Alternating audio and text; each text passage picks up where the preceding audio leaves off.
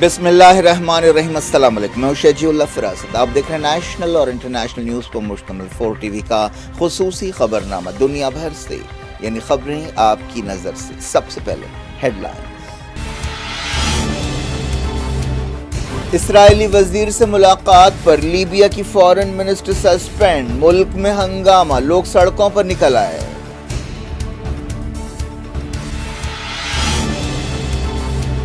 عراق کے کردستان میں militant groups کو نہتہ کیا جائے گا، ایران کے ساتھ سمجھوتا، تہران نے کہا ڈیڈ لائن نہیں بڑھنی چاہیے۔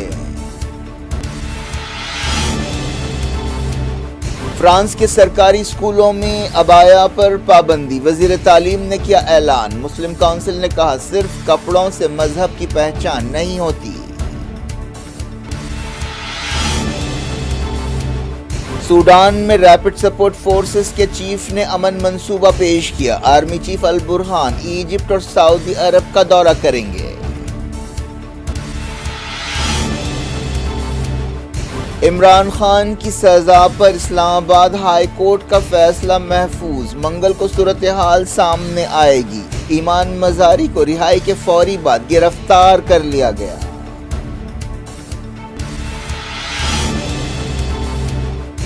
افغانستان کے طالبان نے اب لڑکیوں کو اسکالرشپ پر دبئی میں پڑھنے سے روک دیا۔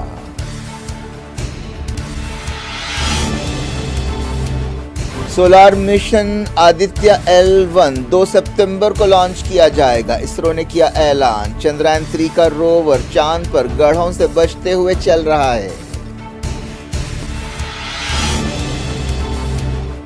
ہریانہ پولیس نے نوح میں شوبھا یاترا ناکام بنا دی، کئی سادھوؤں کو روک دیا گیا، ڈرونز کے ذریعے صورتحال پر نظر۔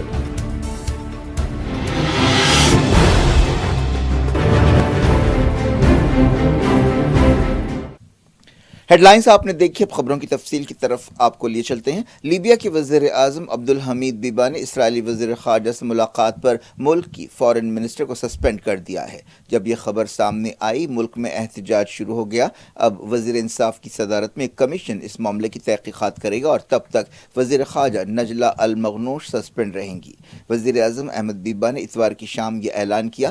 لیبیا کی وزارت خارجہ نے اس معاملے کی اہمیت کو گھٹانے کی کوشش کرتے ہوئے کہا کہ یہ ملاقات اتفاقی تھی، لیکن یہ خبر اس کے لیے کافی تھی کہ کئی لوگ الگ الگ شہروں میں سڑکوں پر نکل آئے اور احتجاج کیا۔ اس پر ایک سیاسی تنازعہ پیدا ہو گیا ہے۔ اس سے پہلے اسرائیلی وزیر خارجہ نے کہا کہ پچھلے ہفتے دونوں وزیروں کی ملاقات ہوئی۔ اسرائیلی وزارت خارجہ نے کہا کہ وزیر خارجہ ایلی کوہن اور نجلہ کے درمیان روم میں ملاقات ہوئی۔ اس میٹنگ کی میزبانی اٹلی کے وزیر خارجہ نے کی تھی۔ اسرائیلی وزیر نے ایک بیان میں کہا کہ انہوں نے لیبیا کی وزیر کے ساتھ دونوں ملکوں کے درمیان تعلقات کے امکانات یا پوٹینشلز کے بارے میں بات چیت کی، لیکن لیبیا کی وزارت خارجہ نے اتوار کی شام کہا کہ نجلہ نے اسرائیلی حکومت کی نمائندگی کرنے والے کسی بھی فریق سے ملنے سے انکار کر دیا۔ وزارت نے ایک بیان میں کہا کہ روم میں جو کچھ ہوا وہ ایک اتفاق تھا اور اسے بات چیت، سمجھوتا یا صلاح مشورہ نہیں کہا جا سکتا۔ نجلہ نے ایک بیان میں یہ بات صاف کی کہ فلسطین کاز کے تعلق سے لیبیا کا نقطہ نظر بالکل صاف ہے۔ لیبیا کی وزارت خارجہ نے اس معاملے پر اسرائیل پر تنقید کی۔ لیبیا کے دارالحکومت تریپولی اور آس پاس کے مقامات پر اتوار کی شام احتجاج پھوٹ پڑا۔ لوگوں نے اسرائیل کے ساتھ کسی بھی طرح کے تعلقات کی مخالفت کی۔ دیکھتے ہی دیکھتے یہ احتجاج دوسرے شہروں تک پھیل گیا۔ کئی نوجوانوں نے سڑکیں بند کر دیں، ٹائر جلائے، فلسطین کے جھنڈے لہرائے اور اسرائیل کے جھنڈے جلائے۔ الزاویہ اور تجورہ شہروں میں مظاہرے ہوئے۔ تجورہ میں احتجاجیوں نے ایک بہت بڑی ریلی نکالی، انہوں نے دھمکی دی کہ اگر حالات نہیں سدھارے گئے تو وہ اپنے احتجاج کو اور تیز کریں گے۔ 2020 میں اس وقت کے امریکی صدر ڈونلڈ ٹرمپ کی کوششوں سے بعض عرب ملکوں نے اسرائیل کے ساتھ تعلقات قائم کیے تھے، جن میں UAE، بحرین، سوڈان اور موراکو شامل ہیں۔ فلسطینیوں نے ابراہم ایکارڈ کے تحت ان ملکوں کی طرف سے اسرائیل کے ساتھ تعلقات قائم کرنے کو فلسطین کاز سے دغابازی قرار دیا تھا۔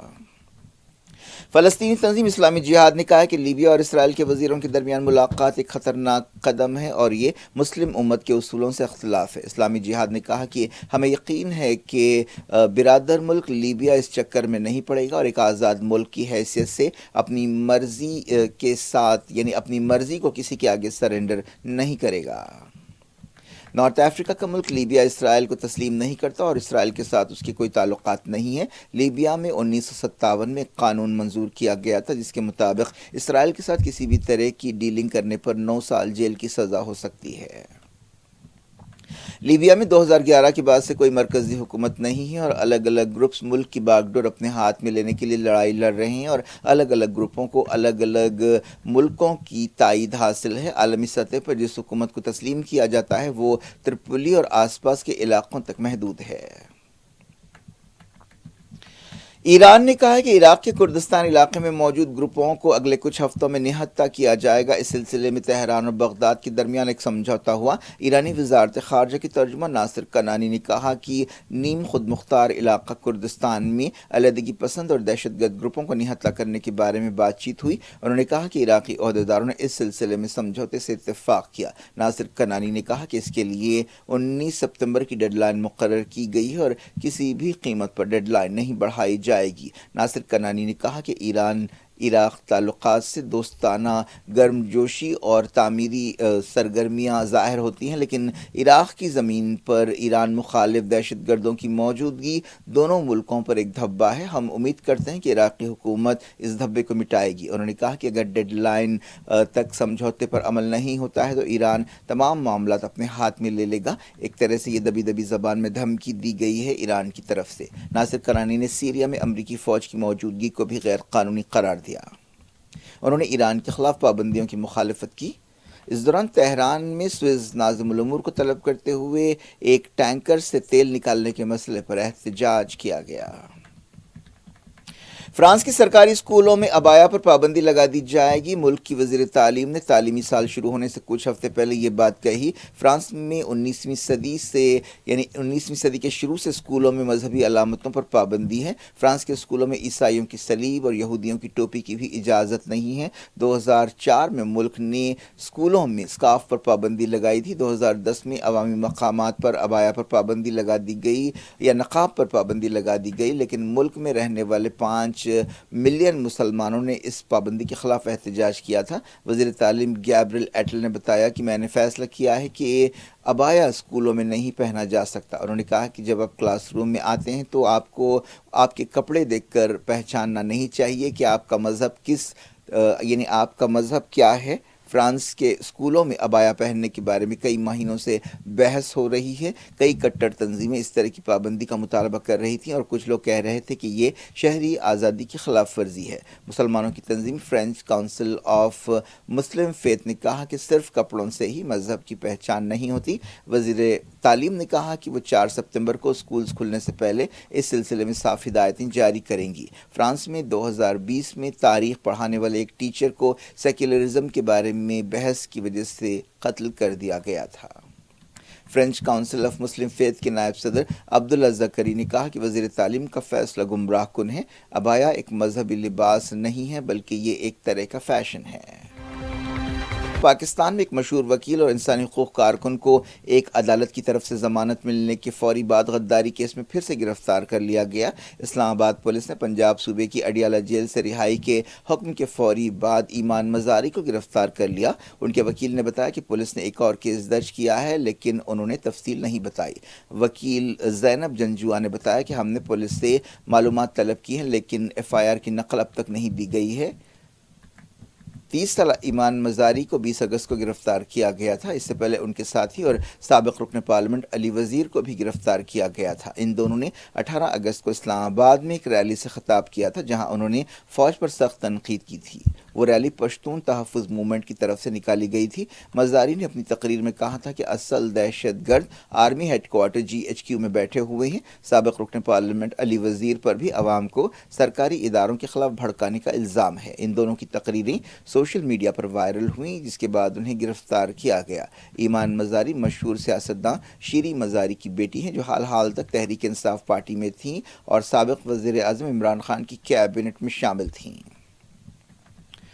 منگل کو یہ بات صاف ہو جائے گی کہ کیا عمران خان کی سزا سسپینڈ ہوگی یا نہیں اور کیا وہ الیکشن میں حصہ لے سکیں گے یا نہیں۔ تحریک انصاف کے ایک لیڈر شاہ محمود قریشی کے ریمانڈ کی مدت بھی اور 2 دن کے لیے بڑھا دی گئی ہے۔ توشہ خانہ کیس میں سابق وزیر اعظم عمران خان کی سزا سسپینڈ کرنے کے بارے میں اسلام آباد ہائی کورٹ نے فیصلہ محفوظ کر دیا ہے۔ یہ فیصلہ منگل کو سنایا جائے گا۔ پاکستان سپریم کورٹ نے حال ہی میں عمران خان کو راحت دینے سے انکار کرتے ہوئے کہا تھا کہ اس معاملے میں اسلام آباد ہائی کورٹ کے فیصلے کا انتظار کیا جائے گا۔ افریقہ کے ملک سوڈان میں ریپڈ سپورٹ فورسز نے ایک امن منصوبہ پیش کیا ہے۔ یہ خبر ایک ایسے وقت سامنے آئی ہے جب RSF کی حریف فوج کے چیف البرہان خطے کے ملکوں کا دورہ کرنے والے ہیں۔ سوڈان میں اپریل سے فوج اور RSF کے درمیان لڑائی ہو رہی ہے۔ RSF کے لیڈر محمد حمدان ہمتی داغلو نے 10 نکاتی امن منصوبہ پیش کیا ہے۔ انہوں نے کہا کہ ایک پائیدار جنگ بندی کے سلسلے میں کام ہونا چاہیے اور ان مسائل کا سیاسی حل نکالنا چاہیے جو سوڈان کی جنگوں کی وجہ ہیں۔ انٹرنیشنل کرمنل کورٹ ICC نے کہا ہے کہ وہ سوڈان میں انسانی حقوق کی خلاف ورزیوں اور جنگی جرائم کی تحقیقات کر رہی ہے۔ اس جنگ کی وجہ سے 4.6 ملین لوگ بے گھر ہوئے ہیں۔ کئی لوگ پڑوسی ملکوں کو فرار ہوئے ہیں جن میں ایجپٹ اور چاڈ شامل ہیں۔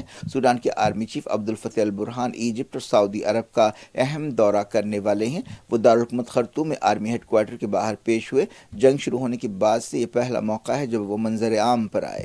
سعودی عرب اور ایجپٹ خطے کے 2 اہم ملک ہیں۔ کئی مہینوں سے سعودی عرب نے امریکہ کے ساتھ مل کر سیز فائر کے لیے کام کیا ہے لیکن اب تک 1 سے زیادہ مرتبہ سیز فائر ٹک نہیں سکا۔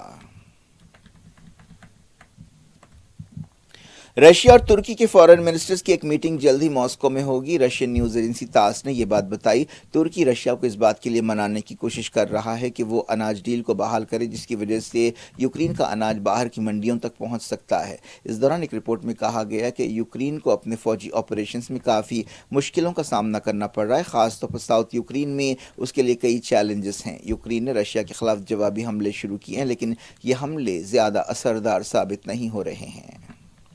افغانستان کے طالبان حکمرانوں نے اب ملک سے باہر لڑکیوں کے پڑھنے کے راستے میں رکاوٹیں شروع کر دی ہیں۔ معلوم ہوا کہ افغان لڑکیوں کو دبئی میں اسکالرشپ پر پڑھنے سے روک دیا گیا۔ پہلے ہی اسکولوں اور یونیورسٹیوں کے دروازے ان کے لیے بند کر دیے گئے۔ اس صورتحال میں افغانستان کی وہ لڑکیاں اور عورتیں بہت مایوس ہیں جو پڑھنا چاہتی ہیں۔ طالبان نے عورتوں کے کام کرنے پر بھی پابندی لگا دی ہے۔ طالبان اگست 2021 کے بعد سے افغانستان پر جب سے ان کا قبضہ ہوا ہے تب سے مسلسل عورتوں کے خلاف ایسے کئی قدم اٹھائے ہیں۔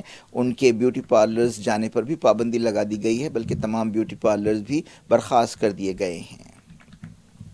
ہریانہ پولیس نے ہندو تنظیموں کی شوبھا یاترا ناکام بنا دی اور سلسلے میں کئی سادھوؤں اور ہندو لیڈرز کو حراست میں لے لیا۔ وشو ہندو پریشد کے ایک لیڈر کو بھی حراست میں لیا گیا۔ انٹرنیٹ سسپینڈ کر دیا گیا۔ SMS پر بھی پابندیاں لگائی گئیں۔ ہریانہ کے نوح میں تناؤ ہے لیکن امن برقرار ہے، سڑکیں سنسان ہیں۔ پولیس نے اس یاترا کی اجازت نہیں دی لیکن ہندو تنظیموں نے اجازت کے بغیر ہی یاترا نکالنے کا اعلان کیا تھا۔ اس موقع پر سیکیورٹی کے پختہ انتظامات کیے گئے۔ ڈرونز کے ذریعے صورتحال پر نظر رکھی گئی۔ ہریانہ کے چیف منسٹر منوہر لال کھٹر نے کہا کہ یاترا کی اجازت نہیں ہے اور لوگوں کو ابھیشیکم کے موقع پر قریبی مندروں میں ہی پوجا کرنی چاہیے۔ VHP لیڈر الوک کمار نے شوبھا یاترا کے لیے جانے سے پہلے میڈیا سے بات چیت کی۔ انہوں نے ہریانہ کی کھٹر حکومت پر بھی تنقید کی۔ صدر مجلس اسد الدین اویسی نے VHP پر تنقید کی جو یاترا نکالنے کے فیصلے پر اٹل تھی۔ انہوں نے کہا کہ اگر وائلنس ہوتا ہے تو علاقے میں گرانے کے لیے اب کوئی مسلمان گھر نہیں بچے ہیں۔ Social media platform X پر جو پہلے ٹویٹر کہلاتا تھا، اسد اویسی نے لکھا کہ VHP ہریانہ کی BJP حکومت کے حکم کی خلاف ورزی کرتے ہوئے یاترا نکالنا چاہتی ہے۔ اویسی نے کہا کہ اگر نوح میں پھر سے گڑبڑ ہوتی ہے تو اس کے لیے ہریانہ حکومت ذمہ دار ہوگی۔ اسرو نے باقاعدہ طور پر اعلان کیا ہے کہ ملک کے سولار مشن آدتیہ L1 کو 2 ستمبر کو لانچ کیا جائے گا۔ چندرائن 3 کی کامیابی کے بعد اسرو میں کافی جوش کا ماحول ہے اور حوصلے بڑھے ہوئے ہیں۔ یہ سورج کے تعلق سے اسٹڈی کے لیے بھیجا جانے والا پہلا مشن ہوگا۔ اسرو نے ایک سوشل میڈیا پوسٹ میں لکھا کہ خلائی گاڑی کو PSLV C57 سے چھوڑا جائے گا۔ اس دوران چندرائن 3 سے مسلسل ڈیٹا مل رہا ہے۔ چندرائن 3 کے روور پرگیان نے چاند پر چلنے کے لیے کئی بڑے بڑے گڑھوں کو دیکھا اور اپنی راہ خود چنی۔ اسرو نے ٹویٹر پر کہا کہ روور پرگیان گڑھوں سے بچتے ہوئے آگے چل رہا ہے۔ ایک دن پہلے ڈیٹا کی بنیاد پر اسرو نے کہا تھا کہ انہیں چاند کے ٹیمپریچر کو دیکھ کر حیرت ہوئی جو اندازوں سے کافی زیادہ ہے۔ ریلائنس جیو نے گنیش چترتھی سے جیو ایئر فائبر لانچ کرنے کا اعلان کیا ہے۔ اس کا مطلب یہ ہے کہ دور دراز کے مقامات پر بھی انٹرنیٹ پہنچ جائے گا۔ ریلائنس انڈسٹریز کے چیئرمین اور مینیجنگ ڈائریکٹر مکیش امبانی نے یہ اعلان کیا۔ 46ویں سالانہ جنرل باڈی میٹنگ سے خطاب کرتے ہوئے انہوں نے یہ اعلان کیا۔ ریلائنس چاہتا ہے کہ ان گوشوں تک بھی، ان کونوں تک بھی پہنچا جائے جہاں اب تک نہیں پہنچا جا سکا ہے، اور ایسے لوگوں کی مارکیٹ 200 ملین گھروں کی ہے۔ جیو ایئر فائبر کسی وائر کے بغیر اچھی سپیڈ دیتا ہے۔ یوزر صرف اسے پلگ لگا کر استعمال کر سکتے ہیں۔ کیا کچھ ہو رہا ہے آپ کی دنیا میں؟ آخر میں ہیڈ لائنز دنیا بھر سے ایک بار پھر دیکھتے ہیں۔ اسرائیلی وزیر سے ملاقات پر لیبیا کی فارن منسٹر سسپینڈ، ملک میں ہنگامہ، لوگ سڑکوں پر نکل آئے۔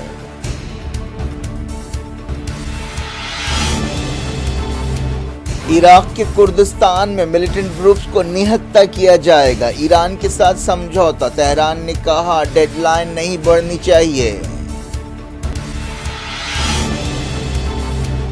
فرانس کے سرکاری اسکولوں میں عبایا پر پابندی، وزیر تعلیم نے کیا اعلان۔ مسلم کونسل نے کہا صرف کپڑوں سے مذہب کی پہچان نہیں ہوتی۔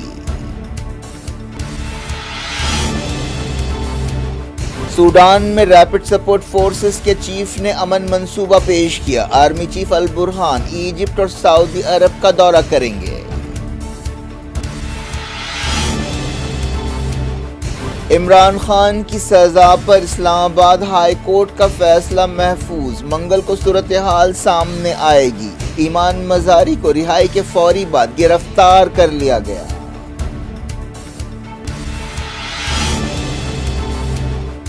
افغانستان کے طالبان نے اب لڑکیوں کو اسکالرشپ پر دبئی میں پڑھنے سے روک دیا۔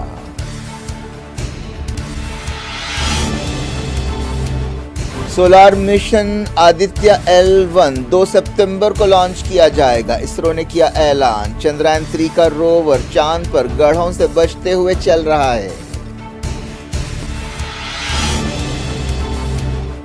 ہریانہ پولیس نے نوح میں شوبھا یاترا ناکام بنا دی، کئی سادھوؤں کو روک دیا گیا، ڈرونز کے ذریعے صورتحال پر نظر۔